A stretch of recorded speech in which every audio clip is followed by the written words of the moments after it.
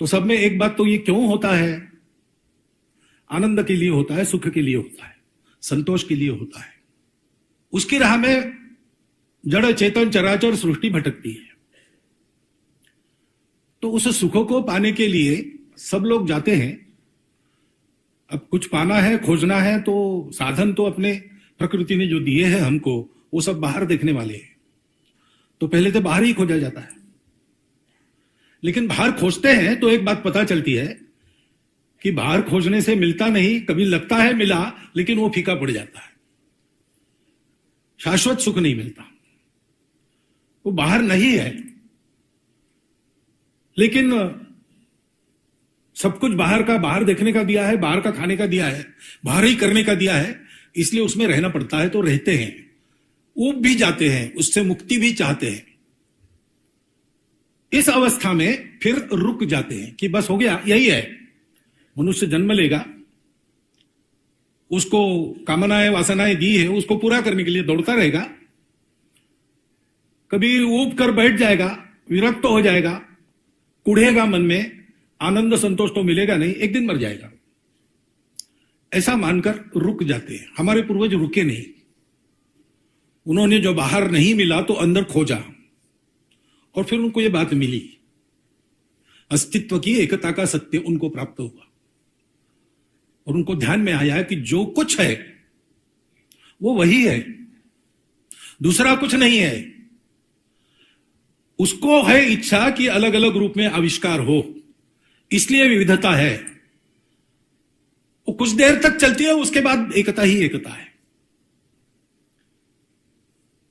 इसलिए वो मिथ्या है। मिथ्या है, झूठ नहीं, गलत नहीं। एक स्तर तक वो चलती है, उसके बाद नहीं चलती है। उसके बाद तो एकता ही एकता है। एकता शाश्वत है, पहले भी है, अभी भी है, बाद में भी रहेगी। विविधता में भी एकता है, खोजो तुम, क्योंकि एकता ही से ही सारा हुआ है। ये दृष्टि हमारे पूर्वजों को मिली, और उससे यह भी पता चला कि एकता ही है तो सब अपना ही है। और यह भी पता चला कि सब सुखी होंगे तो ही हम सुखी होंगे। Maximum good of the maximum people, ऐसा होने के बाद भी जो मिनिमल बचेगा वो बाकी लोगों का जीना हराम करेगा, अगर अभाव में है तो वास्तव में सुख संतोष पाना है तो सर्वे की सुखिन संतु की सिवाय इलाज नहीं। अब ये उनको बोध हुआ। इसको व्यवहार में लाने के लिए जो उपकरण चाहिए वो बहुत बड़ा उपकरण चाहिए, और उन्होंने उसके लिए भारत की निर्मित की। भारत बना कैसे? हमारा ये जीवन सनातन है। इतिहास ने आंखें खोली तब भी हम मिलते हैं, और तब जैसे मिले थे, आज कपड़े बदले हैं, खाना बदला होगा, कुछ बदला होगा, लेकिन अंदर का हम, अंदर के हम वैसे के वैसे आज भी मिलते हैं। दूसरे कहीं नहीं मिलते, यहां मिलते हैं। क्योंकि ऋषियों ने ये सोचा कि ये सबको देना अपना कर्तव्य बनता है, उसका उपकरण एक राष्ट्र होना चाहिए। तब से चला आया हुआ ये सनातन राष्ट्र है। भद्रम इच्छन्त ऋषयः सुरविदः तपो दीक्षा मुपसे दुरग्नि ततो राष्ट्रम बलम ओजश्च जातम। ये ऋषि कहां रहते थे? वनों में रहते थे। ऋषि गृहस्थ थे, खेती करते थे। अरण्यों में और कृषि में जो जीवन का अनुभव हुआ, उससे हमारे लोक, हमारे शास्त्र सबकी उत्पत्ति हुई। कितना बड़ा उद्यम हुआ होगा उस समय भी। हिमालयम समारभ्य यावद इंदु सरोवरम, पूरी भूमि में तब से आज तक व्यक्ति साक्षर है कि निरक्षर है, दरिद्र है कि लक्ष्मीपति है, कौन से व्यवसाय में है, कौन से घर में जन्मा है, सबको यह बात पता है जो हमारे ऋषियों को पता थी। अनुभूति नहीं होगी, जानकारी है। अनुभूति नहीं होगी, संस्कार है। संस्कार है इसलिए व्यवहार है। किसने ये पहुंचाया है घर घर? लोग अपने घर बार सहित गांव छोड़कर बाहर निकले। घर घर में यह पहुंचाना है ज्ञान, विद्या अविद्या दोनों। आध्यात्मिक आधार पर जो विज्ञान हमने देखा, उसके आधार पर जो जीवन व्यवहार ने सोचा, सब जगह पहुंचाना है। ये सब लोग गए हैं जिनको आज हम वनवासी आदिवासी कहते हैं, जिनको आज हम घुमंतु कहते हैं। ये कोई परिस्थिति के चलते वहां नहीं पहुंचे, ये व्रत के रूप में उन्होंने ग्रहण किया है। जंगल में रहने वाले हमारे जंगलों के ट्रस्टी रहते थे, समाज हमारा स्वशासी था, स्वायत्त था। तो राजा के पास कुछ मर्यादित काम थे, शासन कुछ एक मर्यादित काम करता था, अधिकांश समाज अपने बलबूते चलता था। तो जंगल के ट्रस्टी वनवासी थे, वो जंगल की रक्षा करते थे, जंगल को बढ़ाते थे, समाज को जब जितना चाहिए उतना योग्यता की मर्यादा में करने देते थे, बाकी नहीं करने देते थे। धर्म से चलता था। सुप्रीम कोर्ट के एक निवृत्त न्यायमूर्ति जी से मेरी बात हुई कुछ वर्ष पहले, और अपने पूर्व राष्ट्रपति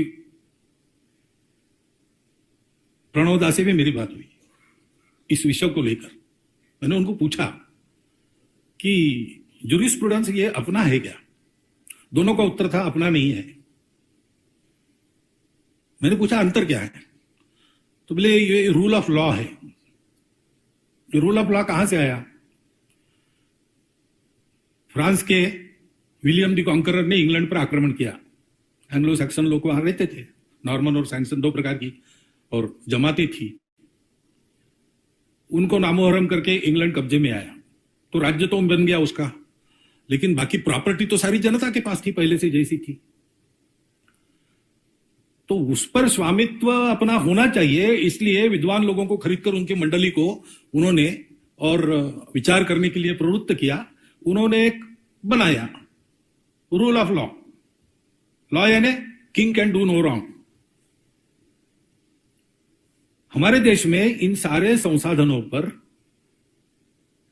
समाज का स्वामित्व था, परंतु विदेशी शासक आए, खासकर अंग्रेज आए, तब ये सारा उन्होंने अपने हाथ में लिया, क्योंकि उनको यहां से माल ले जाना था, रेवेन्यू ले जाना था।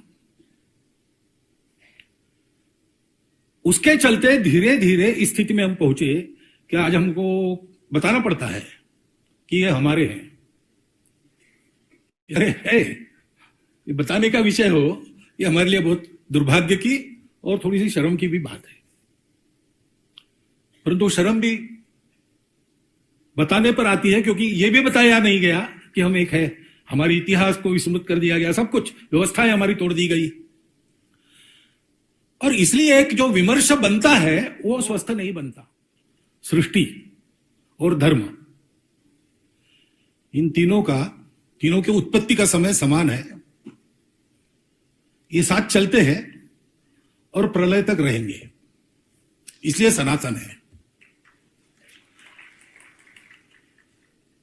क्योंकि ये तीनों साथ है तो अस्तित्व चलता है।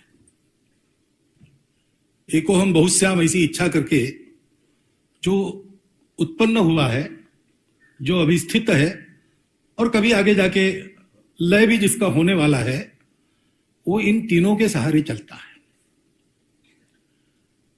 अब ये बात जब हम कहते हैं, ऐसी बातें अगर हम कहते हैं, तो अपरिचित व्यक्ति की पूछेगा कि आप भारत से आए हो क्या? क्योंकि यह बात हमारे पूर्वजों ने पहचानी है। बात तो सबकी है, ये कोई बपौती हमारी नहीं है, ये एक सत्य है। लेकिन इस सत्य को हमारे पूर्वजों ने पाया, क्योंकि उन्होंने खोजा, बाकी दुनिया ने खोजा नहीं, उन्होंने खोजना बंद कर दिया।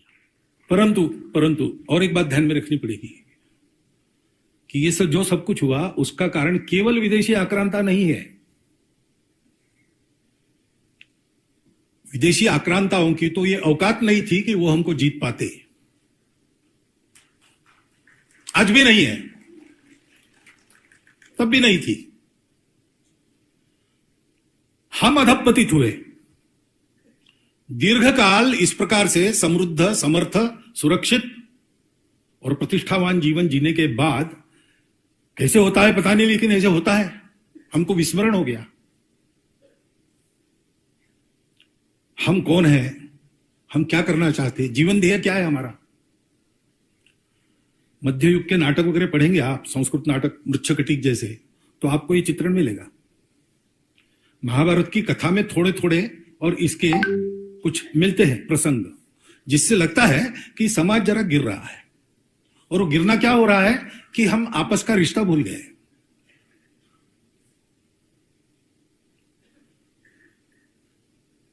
क्यों भूले? क्योंकि जीवन ध्येय भूले।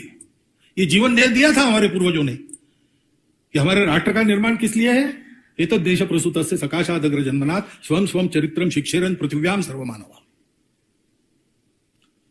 ये सब साथ कैसे चलाना, भौतिक जीवन आध्यात्मिक आधार पर, अर्थ काम ठीक चले, मोक्ष भी मिले, इसलिए धर्म का अनुशासन तो है। धर्म क्या है?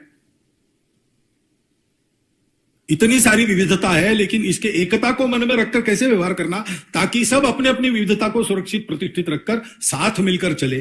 सृष्टि का धर्म है, वो धर्म चलता है तब सृष्टि चलती है, उसमें खलल नहीं डालना चाहिए। उस पर प्रश्न आया था ना, खरगोश को लोमड़ी खाती है, लोमड़ी को, तो ये कैसा धर्म है?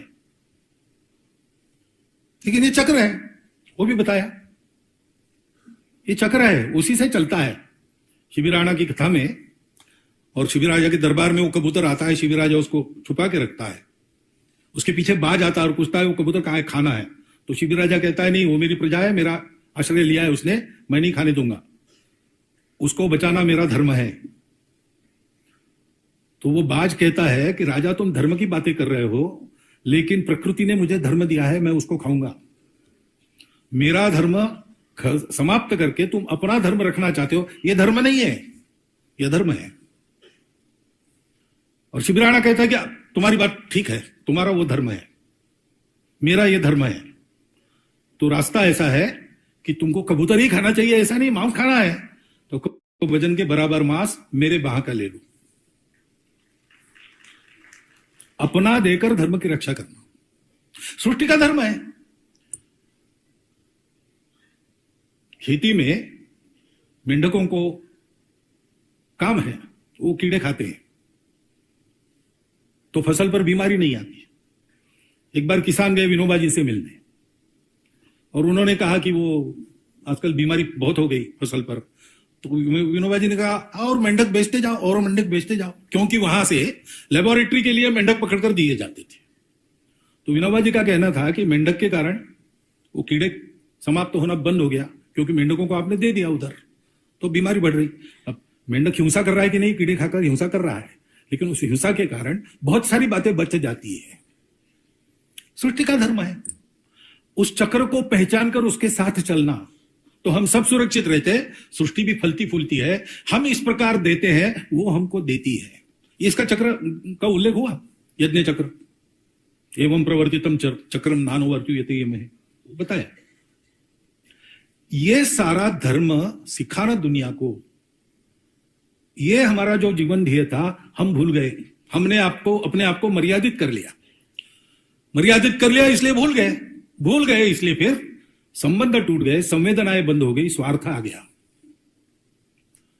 और इसके चलते हमने ही धर्म के नाम पर बहुत अधर्म किया है कि प्रकृति, संस्कृति और विकृति, तीन आयामों में चलने वाला लोग प्रकृति के अनुसार संस्कृति की ओर बढ़े, लेकिन विकृति की ओर न जाएं। ये भी देखना पड़ता है, वो देखा नहीं गया। इसके कारण हम दुर्बल हो गए और मुट्ठी भर लोगों के भक्ष बन गए। तो हमारा जो उद्यम है उसके दो काम हो जाते हैं। संत तुकाराम महाराज हो गए, उन्होंने एक प्रसिद्ध उक्ति उनकी, रात्रंदिना आम्हा युद्धाचा प्रसंग, अंतर्बाह्य जग आणि मन। रात्रंदिन हमको युद्ध का प्रसंग है, अंदर अपने से लड़ना है, बाहर दुनिया से लड़ना है। किसी ने कहा होगा कि आप तो हरिनाम जपते हैं, इतना अत्याचार चल रहा है, हाथ में तलवार लेके लड़ते उड़ते तो है नहीं। तो उन्होंने कहा हम भी लड़ते हैं, अंदर अपने से लड़ना पड़ता है, बाहर। हमारा कार्य ऐसा ही दो धारा कार्य है। हमको अपने समाज की स्मृति को भी ठीक करना है, क्योंकि उसके क्षीणता के चलते ये सारी समस्याएं आज जो दिख रही, वो भी एक बार ये याद हो जाए कि हम एक ही है, वनवासी, गिरिवासी, नगरवासी, ग्रामवासी हो, सब भारतवासी है। और ये केवल भावनिक आह्वान नहीं है, ये रोकड़ा सत्य है, बिल्कुल ये रोकड़ा सिद्ध सत्य है। ऐसे ही ये सत्य है कि संपूर्ण जीवन को पहचान कर उसका ठीक ठीक रखरखाव करने वाली जो संपूर्ण दृष्टि चाहिए वो भारत की दृष्टि है, बाकी किसी के पास वो नहीं है। अभी अभी जहां से हमने शुरू किया अंदर देखना, वहां पर विज्ञान पहुंच गया उस दहलीज तक। आजकल कुछ शास्त्रज्ञ ऐसा कह रहे हैं कि everything started with the pre existing universal consciousness, यहां तक वो आ गए।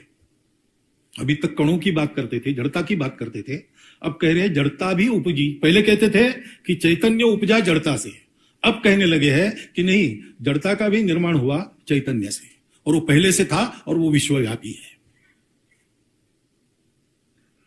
अभी उनका गणित कहता, उनकी थ्योरी कहती, इसकी अनुभूति उनके पास नहीं है। उस अनुभूति को रखने वाले आज भी भारतवर्ष में जगह जगह मिलते हैं।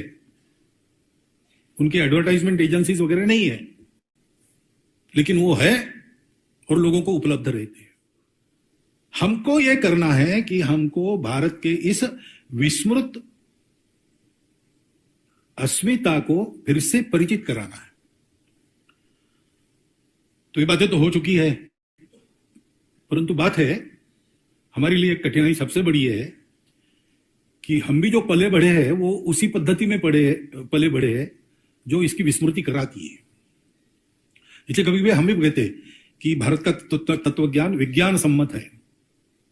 हमको विचार उल्टा करना चाहिए, विज्ञान भारत के तत्व से सम्मति पाकर रहा है कि नहीं। वो दिन आने वाले हैं। धर्म अपना विज्ञान सम्मत है क्या?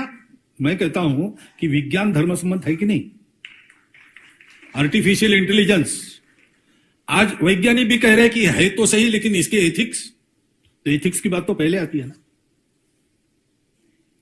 शक्ति किसके हाथ में है? विद्या विवादाय धनम मदाय। तो खलता और साधुता, फर्क इसका है। साधन सबके लिए है, कौन पाता है? उपयोग करने वाले की बुद्धि कैसी है, हृदय कैसा है। उस बुद्धि को, हृदय को तैयार करने वाला भारत का विचार है। हमको भी उसके साथ तादात्म्य, ये जो प्रश्न वगैरह आते हैं ना, वो क्यों आते हैं कि अभी भी हम उस चौखट में अपना विचार कर रहे हैं। ऐसे नहीं होगा, वो चौखट एकदम अलग है, भारत की अपनी चौखट है। उसमें तर्क को स्थान है, उसमें विवेक को स्थान है, उसमें अंधश्रद्धा बिल्कुल नहीं है। हमारे यहां फेथ नाम का शब्द नहीं है। We don't believe. हम स्वीकार करते हैं परीक्षा के बाद। संतः परीक्षान्यतर्थ भजन्ते। रामकृष्ण परमहंस को पूछते हैं कि आप बता रहे हैं, आपने देखा है क्या? ऐसा पूछने वाला विवेकानंद बनता है। लेकिन उसके लिए तपस्या करनी पड़ती है, वो तपस्या हमको करनी पड़ेगी। सारी दुनिया के अच्छे विचार लेना है, भारत छोड़कर बाकी सब खराब ही है ऐसा नहीं है। क्योंकि जैसे वो रुक गए एक समय पर, महाभारत काल के कुछ बाद, यानी कलयुग के प्रारंभ में कुछ शतकों में हम भी रुक गए, और इसलिए बहुत सारी विकृतियां आई। उस समय वो चले, एक भौतिक दिशा में चले, तो उधर से लेने लायक बहुत हो सकता है। महल तो युधिष्ठिर का बनाना है, लेकिन बुलाया मेक्सिको से मायासुर को, क्योंकि वह सबसे प्रवीण शिल्पी था। मयासभा की रचना उसने की। तो यह बात वर्जन नहीं है, परंतु यह ध्यान रखना है कि चौखट निर्माण नया होगा, कपड़े नए होंगे, रूप नया होगा, परंतु आत्मा वही होगी, तत्व वही होगा, काम वही करेगा। और इसलिए हमको एक युगानुकूल रूप हमारे इस शाश्वत धर्म का, संस्कृति का देने के लिए चिंतन करना। उधर से प्रश्न आएंगे, बाहर से, उसके उत्तर हम देते बैठेंगे, ये खेल हमको नहीं खेलना है। क्योंकि व्यावहारिक धरातल पर और तात्विक धरातल पर हम जीत गए हैं, जीत गए हैं। आने के बाद भी हार दिखानी नहीं है, इसलिए गाली देना बहुत होता है। ऐसा कुछ हो रहा है। अभी कुछ चुनाव हो गया ना कल परसों में, अब देख लीजिए, ये वहां चलता है। लेकिन हम जीत गए भाई। सारी दुनिया लड़खड़ाई है। 2000 सालों में जितने प्रयोग हो गए हैं, ईश्वर को मानने वालों के, न मानने वालों के, व्यक्तिवादी, समाजवादी, सब प्रकार के लोग प्रयत्न करके थक चुके हैं, लड़खड़ा रहे हैं, भारत की ओर देख रहे हैं। हमको क्यों उन प्रश्नों के जवाब देने हैं? उनके ग्राउंड में जाकर थोड़ी कबड्डी खेलनी है उनके नियमों से। हमको अपने ग्राउंड में दुनिया को लाना है।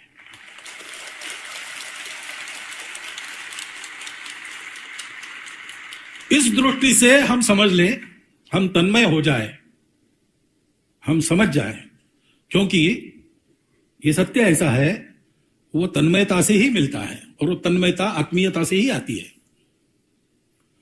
ताही अहिर की छोहरिया छछिया भरी छाछ पे नाच नचावई, ऐसा है ये। शेष महेश गुणेश दिनेश सुरेश उजाओ निरंतर ध्यावई, जाहि अनादि अनंत अखंड अछेद अभेद सुवेद बतावई, नारद से शुक्र व्यास रटे पछी हारी थके पुनि पार न पावई, ताही अहिर की छोहरिया छछिया भरी छाछ पे नाच नचावई। उसके साथ तन्मय होना, और तन्मय होने के लिए जैसे हम हैदराबाद में आते हैं, जैसे हम दिल्ली में आते हैं, जैसे हम बड़े बड़े शहरों में जाएंगे, ऐसे बड़े परिसरों में जाएंगे, वैसे कभी कभी छोटे गुटों में मिलकर जंगलों में जाना चाहिए। छोटे छोटे लोक मंथन हमारे वहां होने चाहिए। वहां हमारे साथ, हमारे पंक्ति में वहां के लोग बैठने चाहिए। वहां हम पूछेंगे, वो उत्तर देंगे। उन्हीं को पूछना, श्रद्धा से पूछना। श्रद्धया प्रणिपाते न परिप्रश्ने न सेवया। लोग को समझना है, लोगों में जाना पड़ेगा। है कर्म प्रवण लोग हैं, वो तो जा ही रहे, कितने ही अपने सामने यहां आकर बोले लोग, परंतु ये अपना प्रभाव बढ़ रहा है। भारत को उठना है, भारत को बड़ा होना है। और अभी चारों ओर देखते हैं तो यही लोग दिखते हैं जिनके साथ ये होने वाला है। इसलिए जुड़ने वाला बहुत बड़ा समाज है, उसको साथ लेकर हमको ये करना पड़ेगा, तो फिर जल्दी समझ में आएगा, पूरा समझ में आएगा। ठीक ठीक शब्दों में सब नहीं बता सकते, अंदर है, अनुभूति में है। ये अनुभूति का मामला है, ये हमको करना पड़ेगा। और ये ध्यान रखना पड़ेगा कि अनुभूति हमको बताती है कि इस विश्व में हम किसी के शत्रु नहीं, कोई हमारा शत्रु नहीं है। आक्रामक आए, उन्होंने कुछ किया, ठीक है, हम मार नहीं खाएंगे, हम हानि नहीं करने देंगे अपनी, हम प्रतिकार करेंगे, लड़ेंगे। जिसको वो परीक्षा करनी है वो कर ले, परंतु हम किसी से लड़ते नहीं। उदयनंद नाम का राजपुत्र, उसकी कहानी है केरल में। पिताजी ने भेजा उसको, जाओ भाई सीख के आओ, तुमको प्रजा की रक्षा करनी है बाद में। तो आचार्य परशुराम जी की शस्त्र विद्या, अस्त्र विद्या सिखाने वाले 21 आचार्यों का गुरुकुल था। वहां जाके वो पढ़ा 12 साल, बहुत मनोयोग से सारा सीख लिया। परीक्षा के लिए आया रंगशाला में, 20 आचार्य प्रधानाचार्य को आगे करके बैठे थे। पूछा उसने, परीक्षा लीजिए। तो प्रधानाचार्य ने पूछा कि परीक्षा लेते हैं, लेकिन क्या क्या परीक्षा ली तुम्हारी, कितना सीखो तुम 12 साल में? तो उसने कहा, आचार्य जी आपकी कृपा से मैं 10,000 लोगों के साथ अकेला लड़ सकता हूं। तो प्रधानाचार्य ने कहा, ऐसा करते हैं, तुम फिर कल आओ, ये तुमने बताया ना, तो कल हम सोच के परीक्षा लेंगे, कल आओ। तो चतुर्थ राजकुमार वो समझ गया, फिर से यानी सप्लीमेंट्री में बुलाया, यानी फेल हो गए। तो सोचा उसने रात भर मेरी क्या गलती हो गई। फिर दूसरे दिन जाके कहा कि हाँ वो कल जरा मैं ज्यादा ही बड़बड़ा गया, 10,000 लोगों से लड़ना नहीं पड़ता, क्योंकि 10,000 लोग मार नहीं सकते, घेर कर भी मारेंगे आपस में ही टकरा जाएंगे। 10,000 कहां मार सकते एक आदमी को? वो अंदर के घेरे में जितने खड़े हो सकते हैं उतने ही मार सकते, और वो 27 होते हैं। तो उसने कहा, आचार्य 27 लोगों से मैं लड़ सकता हूं। तो आचार्य ने कहा, बहुत आनंद की बात है, तुमको सोचने की दिशा मिल गई, तुम सोचो और फिर कल आओ। फिर दूसरे दिन सोच के गया तो बताया, कल भी जरा ज्यादा ही बोला मैं। ऐसा है कि 27 भी है तो भी एक समय तो एक से ही लड़ना पड़ता है ना। एक का मार रोकना, दूसरे को धौस बताना, तीसरे के पीटते हुए चौथे के बगल में से घेरे के बाहर निकलना। और एक बार बाहर निकले कि घेरा नहीं पड़ने देना, सामने हमेशा एक को ही रखना। तो मैं एक से बहुत अच्छा लड़ सकता हूं। तो आचार्य ने कहा बस अब तुम पहुंचने वाले हो, पहुंच जाओ, कल फिर आओ। और उस दिन जब पहुंचा वो, तो उसने बहुत हृदय से क्षमा मांगी सभी आचार्यों को, कहा कि मैं ज्यादा ही बोल गया था, एक तो आपने मुझे मारपीट करने के लिए ये सब नहीं सिखाया, और मैं किसी से वैरभाव नहीं रखता हूं, तो मेरा कोई शत्रु नहीं, मैं किसी से लड़ नहीं सकता। लेकिन दुनिया में सब है, दुष्ट लोग भी है, तो वो अगर मेरी या मेरे प्रजा की हानि करना चाहे तो उनको रोक कर मैं अपने आप को और मेरी प्रजा को बचा सकता हूं, इतना मैंने सीखा है। हमको अपने विमर्श को गढ़ने में सकारात्मकता ही, हारी हुई दुनिया के प्रश्नों के क्या उत्तर देने हैं, उनके आक्षेपों को क्या गिनना है, वो तो अपने लोगों को समझाना पड़ेगा, उतना बताना। लेकिन ये कैसा खराब है, वो कैसा खराब है, ये बताने की जरूरत नहीं। दो ही जगह बताना पड़ता है, किसी ने किसी के मन में कुछ भर दिया है, उसको निकालने के लिए बताना पड़ता है, और किसी बात के कारण हानि हो रही, वो बात लोग छोड़ दे इसलिए कुछ बताना पड़ता है। ये दो प्रसंग छोड़कर बाकी जगह हमको गलती किसकी क्या है ये बताने की जरूरत नहीं, सही क्या है ये बताना है। ऐसा विमर्श हमको गढ़ना पड़ेगा, क्योंकि आज सारे विश्व को प्रतीक्षा है, और विश्व के जो नेतृत्व करने वाले लोग हैं उनको कितनी है क्या, उनको भी है, लेकिन उनके फिर वेस्टेड इंटरेस्ट वगैरह सारी बातें रहती है।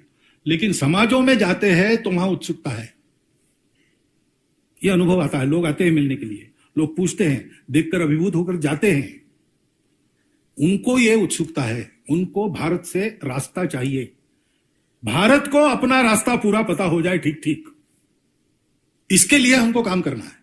कुछ लोग हैं वो कहते हैं भंडा फोड़ दो, दही को फेंक दो, दही फेंक दिया तो मट्ठा भी नहीं बनेगा, कुछ भी नहीं रहेगा, बाकी घड़ों में तो केवल मदिरा ही मदिरा है, दही तो मिलने वाला है नहीं, इसी दही को मथना पड़ेगा, नवनीत सबको देना पड़ेगा, मट्ठे का उपयोग सबके स्वास्थ्य को ठीक करने के लिए करना पड़ेगा। तो ये मंथना हमको करना है, और बाकी चिंता मत कीजिए, मंथन से अमृत निकलेगा, वही देना है, हलाल निकलता है, निकलेगा। लेकिन अपने स्वार्थ की होली जलाकर, अपने आशाओं को, अपने मोह को चिताओं पर जलाकर जो लोग घर छोड़ के निकले हैं, वो शिव रूप में उस हलाल को प्राशन कर लेंगे, पचा भी लेंगे। ऐसा वर्ग अपने पूर्वजों की कृपा से अनेक रूपों में आज भारत में विद्यमान है, वो है इसलिए सब चल रहा है, वो अपना काम कर रहा है। हम ये अमृत निकालकर सबको देना, मृत्यु के कगार पर पहुंची हुई मानवता को अमरता प्रदान करने वाला भारत खड़ा करना, इसके लिए इस अपने काम को ठीक तरह से करे, इसकी आवश्यकता है।